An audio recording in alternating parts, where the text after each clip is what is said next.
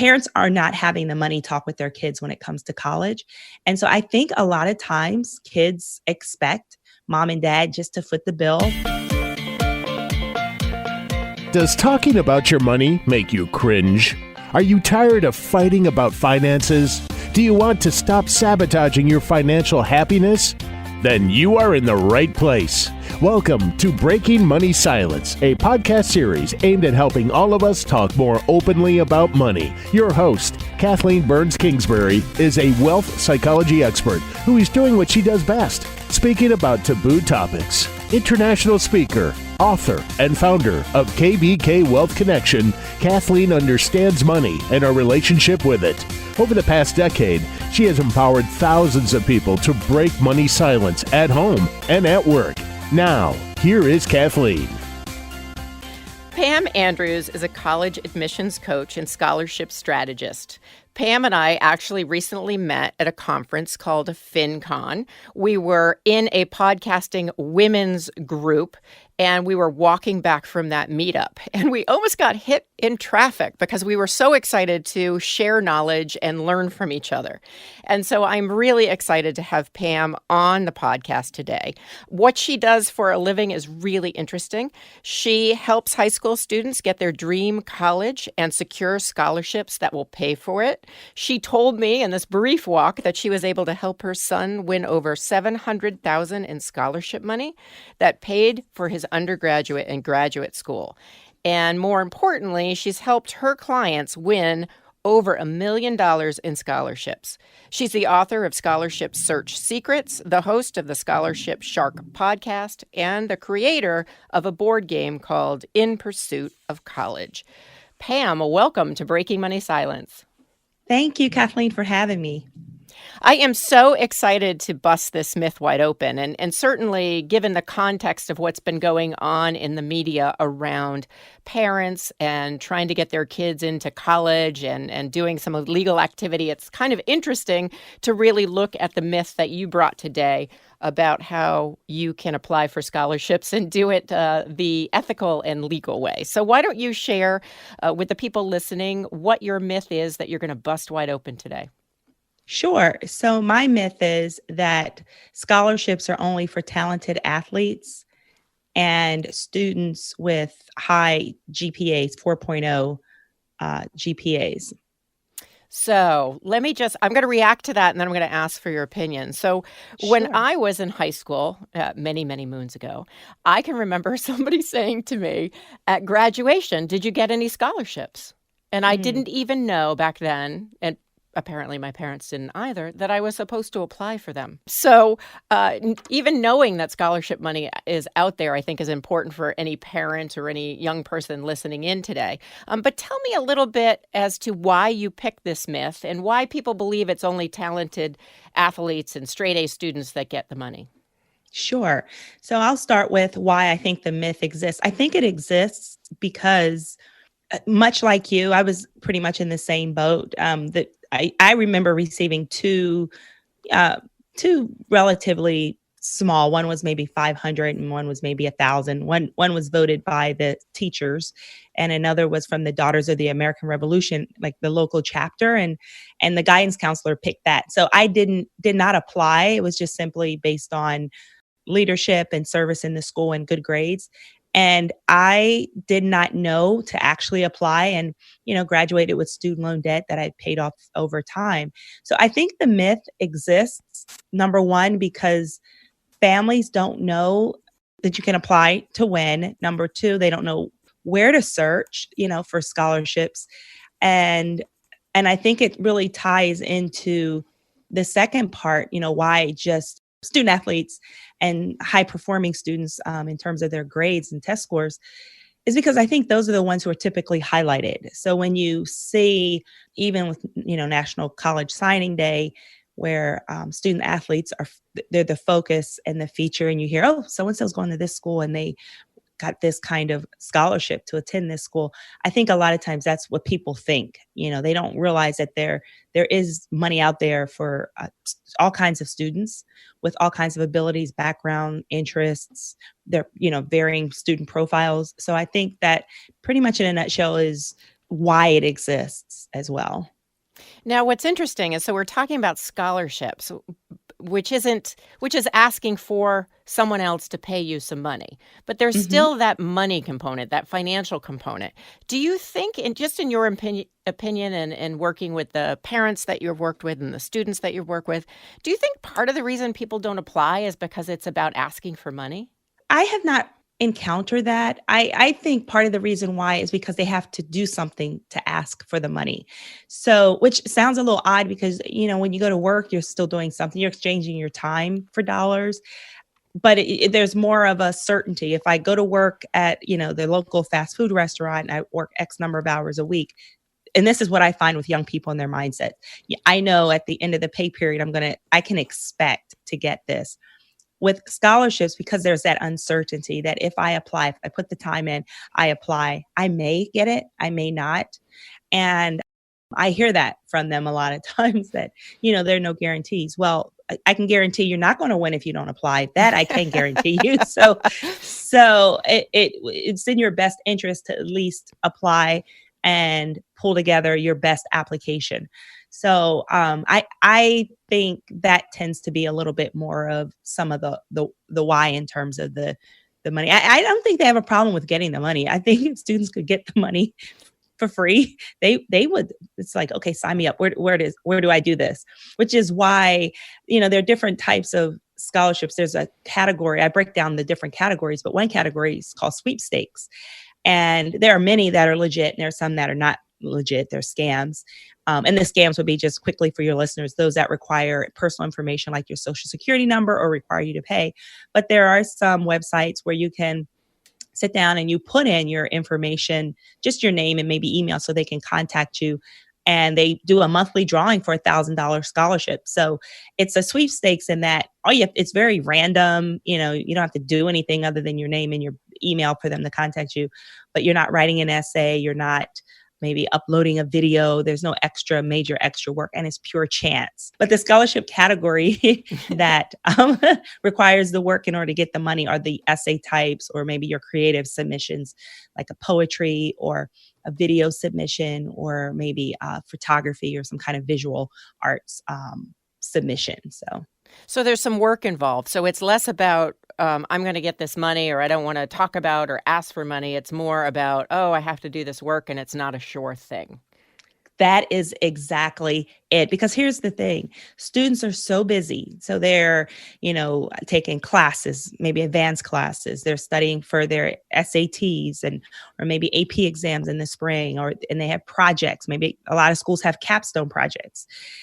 All of this stuff going on, not to mention, they want to kind of sprinkle in a social life here and there with homecoming and formals and things like that. And then they're in clubs and bands and all kinds of extracurriculars. So now to ask me, on top of your college application, to ask me to apply for something, to put some work into something that I may or may not get, and the reality of it too, because a lot of parents don't talk up to their students about money and how are we going to pay for it and what do we expect you to contribute, whether it is time, whether it is maybe part of your savings from your summer job, or, whatever that expectation is, or we're going to cover it, or we're willing to cover this much and we're willing to allow you to borrow up to this much. Parents are not having the money talk with their kids when it comes to college. And so I think a lot of times kids expect mom and dad just to foot the bill. Why not? They've been paying for soccer. They've been paying for my hitting coach. They've been paying for my dance lessons. They've been paying for everything. So why would I not expect them just to continue to do what they've always been doing? So it's kind of that component as well. Parents not mapping out the expectations. That is interesting, because I think recently we had a guest on who talked about student loan debt and, working with his firm in order to reduce your student loan debt and eventually pay it off. And so part of what it sounds like needs to happen, that's indirectly related to your myth, is parents having conversations with their young students to be able to say, what can we afford? What can't we afford? And having that type of dialogue. Yes, for sure. Yes. Now, I'm curious. I know we need to get to tips and tools in a bit for you to share with our listeners. But I'm really curious about this winning over $700,000 in scholarship money for your son. Uh-huh. Tell us more. Sure, absolutely. So I call it the layering technique, layer one, layer two. Um, and so the first layer of money, which is the largest pool that often gets overlooked, is really at the institutional level, your colleges and universities. So that's where students can get the most financial aid in terms of scholarships and grants. And so I tell students it's important as you're thinking about your schools, you're factoring affordability in mind, taking a look at not only is it a great academic fit, I think a lot of times families focus on just the academic fit and students, but is this a good financial fit? And so for my son, the layer one is the institutional money. So he applied to 8 colleges, got accepted to all 8, and won mostly very generous scholarships with those schools. So that money can only be used at that school. Layer two is private money, and that money can be used no matter where you go. And those are, maybe your credit union and Coca-Cola, and you want a combination of that. And so that's where it comes from. So again, the bulk of it came from the schools.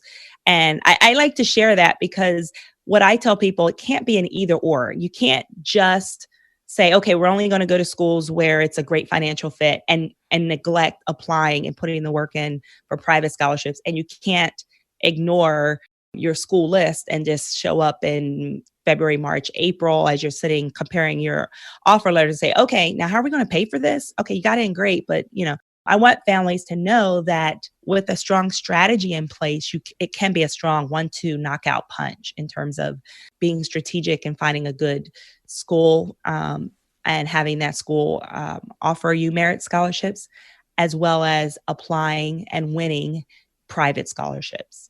Well, when I think about, the myth, scholarships are only for talented athletes and straight A students, I do think that those are the ones we tend to hear about. But already in some of your answers, you have given us great ideas about other types of scholarships that are out there. And once again, I wasn't aware of that, and I imagine some parents aren't aware of that as well.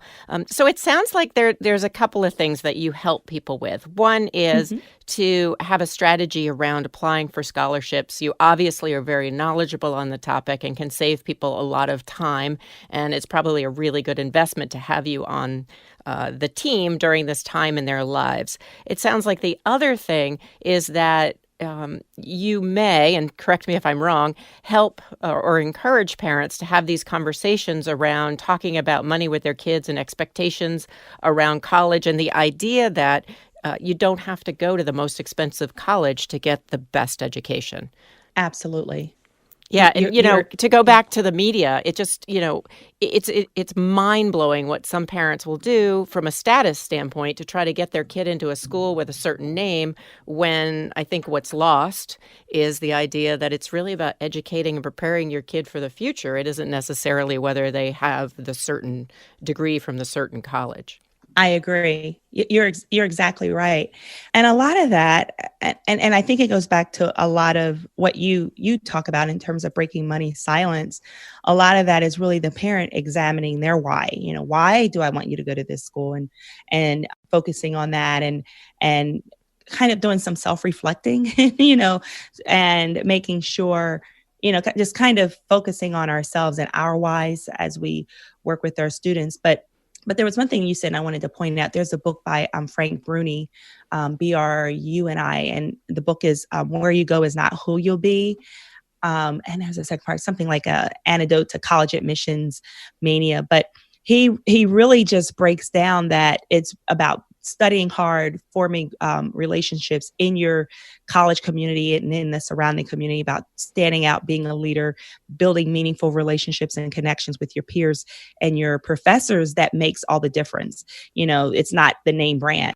Well, Pam, I can really hear the passion in your voice. So I want to give you an opportunity to talk a little bit about your podcast, the Scholarship Shark Podcast, and a little bit about what you talk about on that podcast and how that might be a really great way to get to know more about what you're up to. Absolutely. So I host a weekly podcast called the Scholarship Shark podcast, and has this little shark with a graduation cap and money coming out of he's like biting money. And, and I talk about various college admissions tips and scholarship strategy, and it's pretty much timely. So wherever we are in the natural cycle, because this is a very cyclical process, certain things happen at certain times in your 9th, 10th, 11th, and 12th grade years. So I tend to focus on whatever's happening at the time, or maybe what's happening, kind of trends in college admissions, as well as interviews with college admissions officers, because I find those very helpful. In terms of taking a look at the school's profile and asking those questions. Is this a good fit for me, or is this a good fit for my student? And then different scholarship tips as well. So I'll talk to different scholarship sponsoring organizations. I ask them, what are you looking for in the students? I want to know what will make a student stand out and be a competitive applicant. And so, I just ask that question, and that I know I would want to know if I were applying, like, okay, you get how many applications? How can I stand out? So it's just some of that, and just some general tips in terms of submitting your best application package. So that's it. And it's hosted weekly. And we're on, iTunes and Stitcher and Google Play, all those places where you can listen to a podcast. Great. We definitely will put a link to your podcast. So before I let you go, tell me one or two tips, and I know it's probably hard to pick one or two, but one or two things you want listeners to know about scholarships and what they are or what they are not. Yes. So I think my biggest tip would be simply apply. I think a lot of times, and let me back up, because sometimes families will say, well, I don't know where to apply. So I'm going to give you just two quick places, quick and easy to look, so a family wouldn't feel overwhelmed. Number one, the high schooler can and should go right into their guidance counselor's office. Ask the guidance counselor. And the only time you shouldn't see your guidance counselor is beginning of the school year, maybe the end of the school year, when you're thinking about your courses for the upcoming year, or if there's a problem. So, build that relationship with your guidance counselor. Go in and ask, where do you keep the scholarships? Sometimes they keep them on their online school database. A lot of schools use Naviance. So it may be there, maybe someplace else. It may be in a filing cabinet. I've seen that happen. It's in a binder in clear sleeves or 3-hole punched. I've seen some of them have a big giant bulletin board outside of their office. But ask your guidance counselor, where do you keep scholarships? Where can I find it? That's always a great place, because you're going to get a lot of local scholarships, which have fewer applicants. So that's part of applying. And then the second thing, I would say, you can either go to Amazon.com, or you can simply go to your library in the reference section and borrow it. But there's this thick book, and it looks like, and I'm going to date myself, but it looks like the old yellow pages. This about that size and flimsy, and not that I remember the yellow pages. Remember those, right? Yeah. Right, having them delivered, right?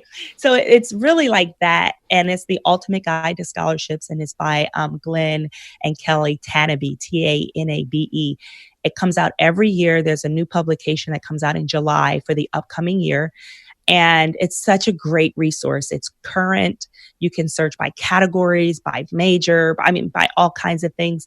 And it's a great investment if a family simply goes online and orders it. That way you can mark it up. Otherwise, if you borrow it from the library, just put stickies and write down those scholarships. But just those two sources alone will be able to help your listeners do the one big tip, which I say is just simply apply. And then the other tip is apply by the deadline. And so a lot of times students don't submit by the deadline, and deadlines are firm, and they don't care that you've had a band competition or robotics club had a tournament that weekend. You have to submit by the deadline. And maybe my third tip would be, give them what they're asking for. If they're asking for 250 words, you're not going to impress them with 400 words. So give them exactly what they're asking for, when they're asking for it, the way they're asking for it. Make their job easy. So just maybe those 3 tips. Those are great. So a lot of life skills in what you're doing with these students that I think are really important for the college application process, but also for the quote unquote real world, right, Pam? Correct. For sure. So where can people find out more about you? Yes, absolutely. So my website is www.thescholarshipshark.com. And I hang out on Instagram, our IG pages, The Scholarship Shark, and Facebook as well, Scholarship Shark. And then, of course, the podcast. Great. Pam, time goes so quick. I would love to continue the conversation at some other time, but we have run out of time today. But I really appreciate you coming in and breaking money silence with me. Thank you for having me. I appreciate it. It was my pleasure. Great. So if you've enjoyed this conversation today, please check out this episode as well as others of Breaking Money Silence on iTunes or your favorite podcast app. You also can shoot me an email with a question or a comment at kbk@breakingmoneysilence.com. And remember to share this podcast with a friend because it's the easiest way to break money silence in your life. Thanks for listening. Thank you for listening to Breaking Money Silence, hosted by Kathleen Burns Kingsbury, a wealth psychology expert, author, and founder of KBK Wealth Connection. If you like what you heard today, be sure to subscribe on iTunes or your favorite podcast app and leave a review. Also, share this episode with your friends and family. It is a great way to get the conversation started. For more money talk tips and information, or to hire Kathleen to speak at your next event, go to www.breakingmoneysilence.com.